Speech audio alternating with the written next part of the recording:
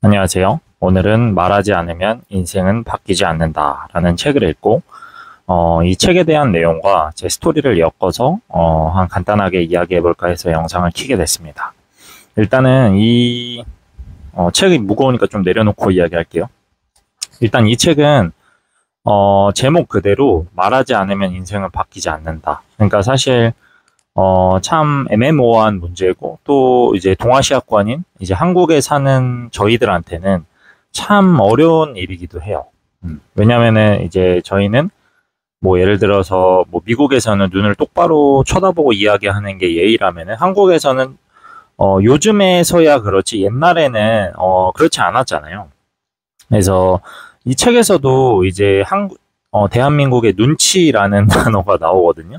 그래서 좀 재밌고 실제로 책의 구성은 이제 뭐 여러 가지 뭐 좋은 명언과 그다음 이 저자의 생각도 나오지만 대부분 사람들이 직장 생활을 하거나 뭐 가정 뭐 아이를 키우거나 육아를 하거나 아니면은 뭐 이성과의 관계나 아니면 사회생활을 할 때 생기는 그런 문제나 사례들 있잖아요. 그 사례들에 대해서 이제 어떻게 대하는지 사람들이 어떻게 대하는지 그리고 어떻게 대하면 좋은지를 알려주는 약간 그런 인간관계에 대한 약간 바이블 같은 거라고 생각하시면 돼요. 뭐 예를 들어서 저도 제가 이제 인간관계에 대한 책을 꾸준히 읽는 편인데 이유는 되게 간단해요. 사실 인간이란 동물이 감정적으로 되게 쉽게 생각이 지배당하는 동물이잖아요. 그래서 내가 배고프거나 아니면 잠을 잘 못 잤거나 컨디션이 안 좋거나 예민하거나 이런 상황에서는 아무리 내가 긍정적으로 생각하려고 해도 가끔 감정으로 사람을 대하거나 소중한 사람한테 상처를 주거나 그럴 가능성이 정말 큰 동물이라고 생각을 해요. 저는 살아가면서 이제 제가 이걸 깨달았고 이런 걸 고치기 위해서 책을 읽는데 참 웃긴 게 뭐 좋은 책, 뭐 예를 들어서 데일 카네기의 인간관계론을 뭐 여러 번 읽었다 해서 끝이 아니라 그 데일 카네기 인간관계론에서도 나오는 이야기지만 데일 카네기가 뭐라고 얘기했냐면은 이 책은 한 달에 한 번은 꼭 펼쳐보라고 이야기를 했어요. 그 말인 즉슨 사람이란 동물 자체는 아무리 좋은 걸 배우고 그때 깨달음을 얻고 마음을 울릴지언정 그 지속 시간이 한 달이 채 안 된다는 거예요. 그래서 사실 배움은 끝이 없고 계속 그거 고쳐 나가야 되는 건데 그러면 이런 질문이 생길 수 있어요. 그러면 어떻게 어차피 한 달에 한 번 볼 건데 그냥 그대로 살다가 나중에 내가 진짜 위급 상황이 왔을 때 책을 보면 되지 않냐라고 생각하실 수도 있겠지만 제가 이런 인간관계에 대한 책을 본지 이제 1년에서 2년 정도 됐는데 제가 하나 깨달은 건 뭐냐면은 일단은 제가 부정적인 감정이 들거나 뭐 좀 스트레스 받는 상황이나 이런 사람에 의해서 스트레스 받는 상황이나 이런 상황이 됐을 때 일단은 옛날에는 내가 지금 이런 상황이고 이런 감정인지를 인지를 못했어요. 그렇기 때문에 그 감정으로 태도로 변하고 사람을 대하고 말로써 형용하고 그랬는데 요즘은 이런 감정이 생기면 바로 캐치가 돼요. 아, 내가 지금 이런 감정이구나. 그럼 내가 이런 감정일 때 어떤 도구를 써야지? 예를 들어서 지금 이런 내가 감정에 처한 상황이 뭐 연인 관계에서 카톡이나 이렇게 전화나 이렇게 온라인상에서 이루어지는 관계다. 그럼 실제로 저희가 지금 이 감정을 컨트롤 못하면 어떻게 되겠죠? 전화나 카카오톡을 엄청 싸울 거 아니에요. 저는 그렇게 많이 싸웠었거든요. 그렇기 때문에 이 온라인 상에서는 당장 해결할 수 없는 문제라면은 이 감정을 인지해서 이 감정을 컨트롤할 수 있는 도구들을 많이 만드는 게 전 중요하다고 생각해요. 저한테 진짜 이 도구는 진짜 수십억을 줘도 저는 이 도구를 삶에서 바꾸고 싶지 않다고 생각할 정도. 그러니까 이 도구의 가치가 진짜 저한테는 한 50억 정도의 가치는 하는 것 같아요. 꼭 돈으로 환산할 수는 없지만 왜 그러냐면은 사실 가끔 사람의 감정이나 마음은 억만금을 줘도 변하지 않을 때가 있다고 저는 생각하거든요. 저는 그래서 이 부정적인 감정을 해결하는 도구로 명상을 쓰고 있어요. 그래서 명상을 하면은 이 감정에 대해서 인지가 빨리 되니까 명상을 통해서 이 감정을 컨트롤하기에 정말 좋은 그런 도구로 쓰고 있고 뭐 감사일기 이런 거 그러니까 집에서 내가 있는 상황에서 할 수 있는 도구들을 많이 활용하고 있고 사실 오늘 좀 이 책에서도 비슷한 얘기가 나오는데 오늘 제 스토리를 한번 공유해 보자면은 저는 그런 일이 있어서 저는 이제 헬스장에서 업무를 할 때 아무래도 운동하는 사람들이고 다들 이제 좀 특히 대표님 제가 일했던 대표님 같은 경우 운동 선수 출신이셨어요. 그래서 뭐 구타나 뭐 가혹행위도 많았을 테고 그러다 보니까 지금은 계속 세상이 가면 갈수록 좋아지지만 제가 근무했을 때만 해도 센터에서 그냥 욕을 먹고 그러니까 상사한테 욕을 먹고 그런 건 뭐 당연한 일이었어요. 제가 일주일도 안 돼서 뭐 어떤 업무를 처리를 못했을 때 그냥 바로 야 너 미쳤냐? 이러면서 막 욕을 먹었던 기억이 나거든요. 근데 그런 시대에 일했어요. 물론 저보다 더 선배들은 더 열악한 환경에서 근무를 하셨겠죠. 제가 하나 있었던 사건은 저희 헬스장 냉장고에 이렇게 어떤 비닐봉지로 어떤 게 올려져 있었어요. 냉장고에. 근데 이제 저희 헬스장 냉장고가 인원에 비해서 되게 규모가 적었는데 아무래도 다 식단하다 보니까 이렇게 각자 도시락을 싸워요. 닭가슴살이나 뭐 이런 야채 같은 걸. 근데 이제 제가 센터에서 가장 짬이 높았고 그 다음 짬 해서 서로 저희 딴에는 이렇게 짬대로 냉장고의 파트를 나눠서 쓰고 있었어요. 근데 제가 출근했는데 항상 제가 두는 그 파트에 어떤 검은색 비닐봉다리 같은 게 올려져 있더라고요. 그래서 저는 이게 뭐지? 뭐 청소하시는 이모님이 뭐 선물을 받으셨나? 왜냐면 보통 그런 경우가 많거든요.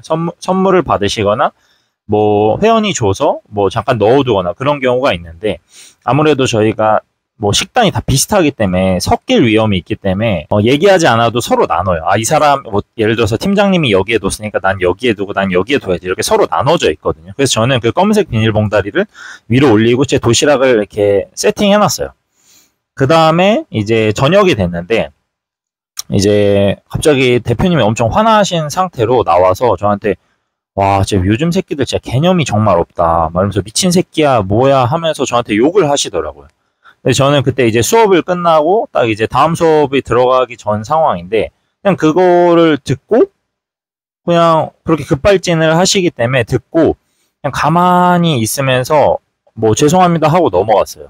근데 그때 했던 내용이 이제 나중에 이제 듣고 보니까 그게 검은색 비닐봉다리에 있던 게 홍삼이었는데 그 냉장고가 오래돼서 이제 밑에 야채 칸이라고 하죠. 거기에 둬야지만 안 얼고 위로 올리면 어는 건데 이게 자기가 비싼 거고 이제 어떤 그런 한의원에서 처방을 받아서 한 비싼 약재라고 하더라고요. 홍삼인데. 근데 그걸 이제 위로 올려놓으면 얼 수도 있는데 누가 이제 함부로 자기가 내려놨는데 말도 안 하고 함부로 위로 올려놓냐.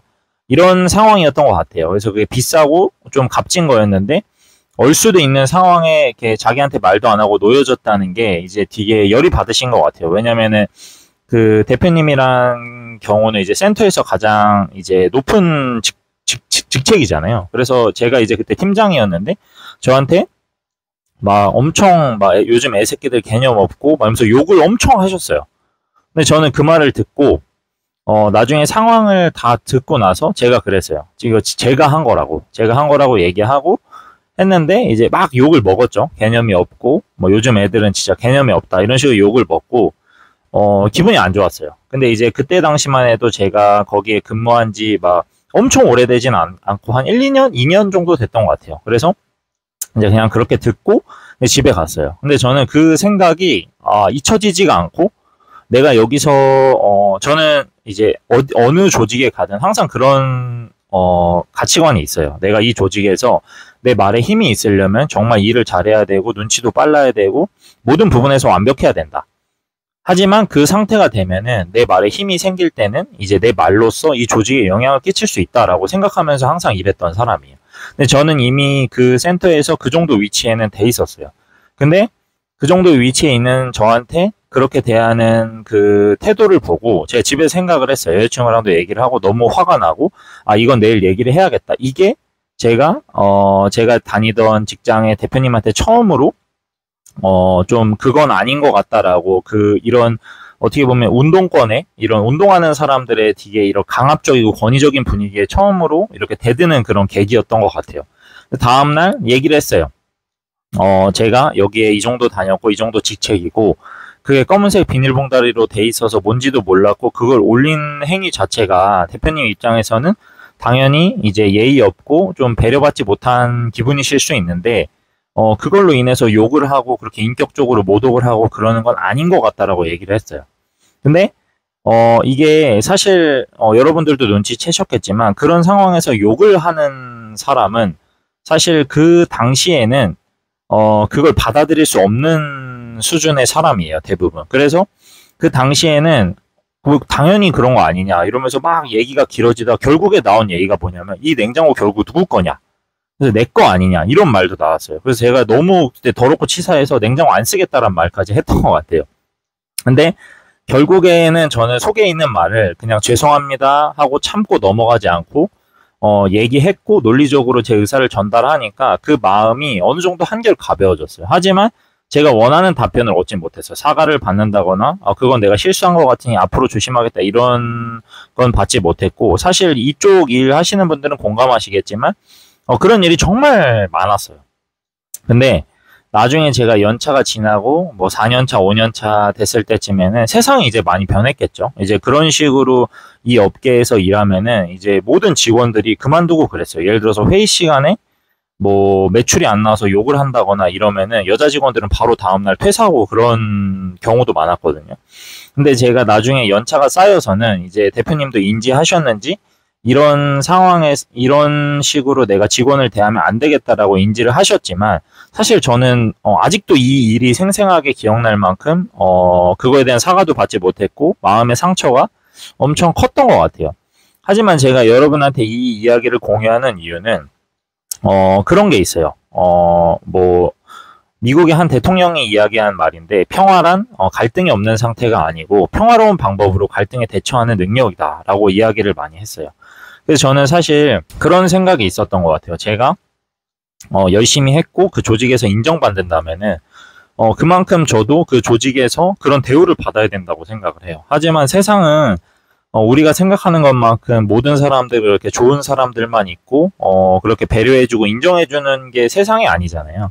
그래서 세상이 저한테 특히 저희 같이 이제 뭐 이렇게 좀 권위적인 집단에선 정말 일반 회사 다니시는 분들이 들었을 땐 말도 안 될 정도의 이야기가 정말 많았어요.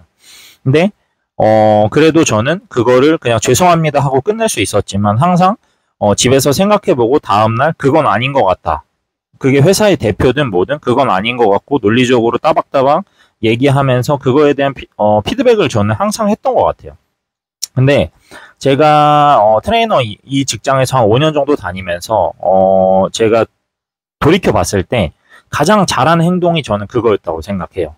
그때부터 시작해서 좀 불합리하거나 좀 아닌 것 같은 얘기. 예를 들어서 뭐 이런 얘기가 있어요. 저희가 뭐 주말에 어떤 근무를 해야 되는데 그 근무의 형태에서 꼭 트레이너들이 해야 되는 일들이 있었어요. 근데 그 일들이 좀 직원들이 좀 상황에 따라서 많이 달라지는 일이었어요. 그러니까 이 직원이 아무리 열심히 해도 대표님이 원하는 그 센터의 오너가 원하는 그 수준에 맞아떨어지지 않을 수밖에 없는 일이 있었어요. 그런 업무가. 제가 구체적인 건 이야기 안 할 건데 그런 업무가 있었는데 그 업무가 자주 누락되니까 이제 대표님이 저한테 했던 말이 이 업무가 두 번 다시 누락되지 않게 해라. 이거 누락되면은 첫 번째는 경고고 두 번째는 이제 잘라버릴 거다. 이런 걸 애들한테 전달하라고 하더라고요. 근데 저는 그때 당시에도 생각했던 게 이거를 전달하는 게 맞나? 이런 식으로 전달하는 게 맞나? 제가 그대로 전달하라고 들었는데 저는 이 부분에 대해서 어떻게 생각하냐면 노력을 물론 안 하는 친구도 있겠죠. 하지만 노력을 안 한다기보다는 이 부분에 대한 게 불가항력이 어쩔 수 없이 존재하는 부분이거든요. 뭐 저희가 대하는 고객들의 상태나 그런 행위에 따라서 이 부분이 달라지는 그런 약간 불가항력적인 부분이었어요. 근데 그 부분을 어쩔 수 없는 부분도 어느 정도 인정해줘야 되는데 이 부분에 대해서 완벽을 요하면서 첫 번째는 경고고 이런 페널티를 줄 거고 뭐 두 번째, 세 번째부터는 그냥 잘라버릴 거다. 근데 과연 제가 이걸 전달했을 때 이 사람들이 긍정적으로 그걸 옳은 방향으로 바뀔 마음이 생길 것인가 라고 했을 때 저는 아니라고 생각했어요. 그래서 나중에 또 얘기했어요. 그런 식으로 저한테 그런 부정적인 표현과 좀 너무 강압적인 표현을 전달하는 거는 제 위치에서 하기 싫다라고 좀 더 얘기했어요. 그러니까 어떻게 보면 조직에서 그래서 결국 제가 나중에 들었던 말이 제가 중간관리자 역할이었는데 너는 내 편을 들어줘야지 왜 자꾸 애들 편에서 이야기를 하냐라는 말을 들었어요. 근데 사실 저는 지금 와서 생각해봐도 누구의 편도 아니었던 것 같아요. 그냥 밑에 친구들의 편도 아니었고 제 밑에 부하 직원들의 편도 아니었고 그렇다고 위의 편도 아니었어요. 근데 저는 이런 문제 때문에 정말 제가 5년 넘게 다닌, 회사의, 대표님과 정말 많은 트러블이 있었어요. 한 2년 차 이상? 제가 그 홍삼 사건 이후부터 계속 그런 문제를 짚고 넘어가고, 이야기해서 정말 많은 문제가 있었는데, 그때마다 제가 항상 들은 말은 이거였어요. 뭐 예를 들어서 회의 시간에, 이거 이해가 잘 되지 않아서 이 부분에 대해서 반문을 하면은 제가 항상 들었던 말이, 나는 회사의 대표고, 그렇기 때문에 너가, 그 공식적인 자리, 회의 자리에서 사람들이 다 있는데 나한테 이런 얘기를 하는 건 옳지 않아. 이런 얘기를 많이 하셨었거든요. 근데 제가 생각했을 때, 그 부분들은 저는 납득이 되지 않았어요. 왜냐면은 이제 회의는 저희가 모두 공유하는 이야기고, 그렇기 때문에 어떻게 보면 그렇게 투명하게 이야기가 이루어져야 된다고 생각했지만, 사실 대표님이 엄청 나쁜 사람이다, 뭐 틀린 사람이다 이런 말이라기보다는 사실 살았던 세대가 전 너무 다르다고 생각해요. 왜냐하면 그 시대에 살았던 사람들은 그런 공식적인 자리에서 내 밑에 사람들이 있는 상황에서 내가 정한 논제나 문제에 대해서 누가 항의를 하거나 이의를 제기하는 거를 예의가 아니라고 생각했던 것 같아요. 그래서 제가 항상 들었던 말이, 그건 예의가 아니고 나중에 끝나고 너가 생각하는 문제나 이런 걸 나중에 나한테 다시 찾아와서 이야기를 해라 라고 말을 하셨던 것 같아요. 그래서 이 책에서도 사실 세상에서 가장 불필요한 시간이 회의라고 이야기를 하더라고요. 근데 이게 저는 너무 동감이 되는 게, 사실 그렇게 처리하면 일을 2번 하는 거잖아요. 거기서 좀 사람들과 다 같이 머리를 맞대고 이야기하고자 하는 게 회의인데, 사실 제가 일했던 업계에서 회의는 그냥 수직적인 거였어요. 그래서 나중에 사실 이거를 수년이 지나고 이거를 인지하시고 센터에 뭐 대표님이 인지하시고 고치려고 노력을 하셨지만, 결국 제가 봤을 때 이게 수정이 안 되고 마무리됐던 경험이 좀 컸던 것 같아요. 근데 제가 제 이 스토리를 뭐 궁금하시지 않을 수도 있겠지만 공유해드리는 이유는, 저희가 그런 말이 있어요. 타조는 이렇게 자기가 해결할 수 없을 것 같다라는 일이 생기면은, 타조 알죠? 그 동물 타조. 타조는 그런 일이 생기면 모래에 머리를 파묻어요. 근데 이게 참 웃긴 게, 모래에 머리를 파묻으면 아무것도 안 보이잖아요. 그래서 자기가 신경 안 써도 되니까 그게 자연스럽게 해결될 거라고 생각하는 그런 의존적인 성향이 타조는 엄청 강하다고 해요. 근데 사실 제가 살아가면서 봤을 때 사람들도 그런 성향이 전 정말 강한 것 같아요. 근데 제가 느낀 바로는 평상시에 내가 얼마만큼의 태도로 어떤 조직에서 어떻게 인정받고 어떻게 살아가냐에 따라서 그 말을 내가 어떻게 만들어 나가야 되는지도 저는 정말 중요하다고 생각을 해요. 내가 평상시에 잘했고 인정받고 그랬다면은, 제가 속으로 느끼기에 나는 이런 대우를 받을 사람이 아니다. 나는 좋은 인격체고, 왜냐면은 이게 참 웃긴 게, 제가 누군가한테 그런 대우를 받은 걸 당연시 여긴다면은 본능적으로 제 마음속에도 제 밑에 사람들한테 그런 대우를 한다는 마음이, 본능적인 그 마음에 저는 씨앗을 주는 거라고 생각을 해요. 그래서 여러분들도 지금 본인이 회사 생활이나 뭐 연인 관계나 여러 가지 뭐 사회생활에서 본인이 이런 대우는 옳지 않아라고 생각하는 마음에 씨앗을 품지 않는 그런 행동을 하셨으면 좋겠어요. 이 책에 사실 지금 제가 말한 사례와 이런 내용들이 정말 많이 나와요. 그래서 저는 이 책이 사실 많은 깨달음을 주거나 많은 인생의 변화를 준 책은 아니에요. 왜냐하면 저는 이미 제 경험으로 좀 어떻게 보면 권위적인 조직에서 그런 맨 땅에 헤딩하면서 대표랑 싸워가면서 부딪혔던 삶의 경험들로 이 책에 있는 내용을 이미 다 저는 배운 것 같아요. 그래서 그냥 편안하게 맞아 이러면서 공감하면서 읽어 나갔는데, 누군가는 지금 예전에 저와 같은 상황에 놓이신 분들도 계실 거고, 또 누군가는 그걸로 정말 힘들어하신 분들도 계실 거예요. 근데 제가 꼭 하고 싶은 말은 이 책의 제목이에요. 말하지 않으면 인생은 바뀌지 않아요.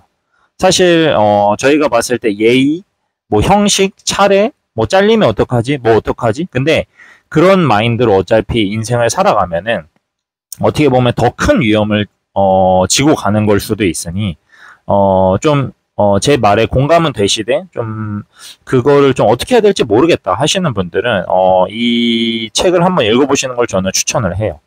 그래도 좀 우리가 한국 사회에서 좀 어떻게 해야 될지 감이 안 잡힌다 하시면 댓글이나 제가 뭐 첨부해 놓은 이메일에 좀 본인의 사례나 이런 걸 넘겨주시면은, 저는 사실 좀 그런 걸 많이 했어요. 그래서 거의 마지막쯤에는 거의 한 달에 한 번씩 회사의 대표와 싸웠던 것 같아요. 그렇기 때문에 이게 뭐 자랑은 아닌데 그렇다고 저는 후회하진 않거든요. 그렇기 때문에 그런 문제로 많이 고민이 되신다면은 제 이메일이나 댓글로 남겨주신다면은 제가 제 경험의 바탕에서 여러분들의 상황을 파악해서 좀 도와드릴 수 있는 부분은 도와드리고 싶기 때문에 마지막엔 이런 멘트를 남기고 영상을 마무리하도록 하겠습니다. 감사합니다.